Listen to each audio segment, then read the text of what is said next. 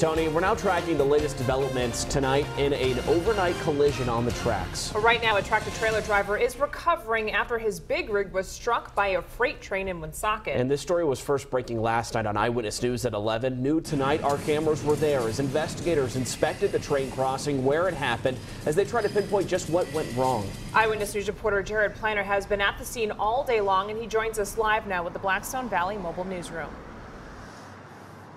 Well, it's important to be thorough and people trained in signals and communication, people who live and breathe trains, here for several hours today trying to put it all together, also making sure drivers are safe. Eyewitness News back at Woonsocket on the scene of a Wednesday night train tractor-trailer collision at River, Fairmount, and Very Streets that injured the truck's driver. Witnesses say he walked to a stretcher. We were rolling as another train came through Thursday. Vehicles stopped, crossing lights aglow, and gates down.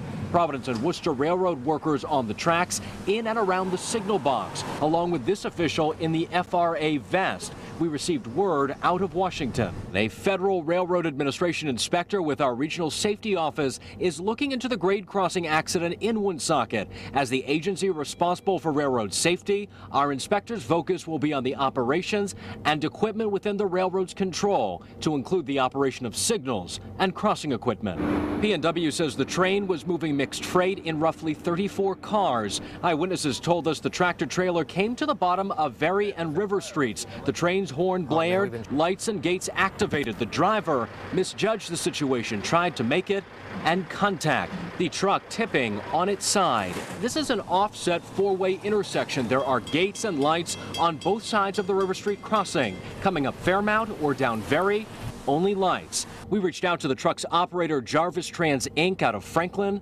but did not hear back. And coming up new on Eyewitness News at 6, we happen upon the damaged cab in broad daylight today. We also look at the history of crossing incidents in Rhode Island. For now, live in Woonsocket with the Blackstone Valley Mobile Newsroom, I'm Jared Planter, Eyewitness News.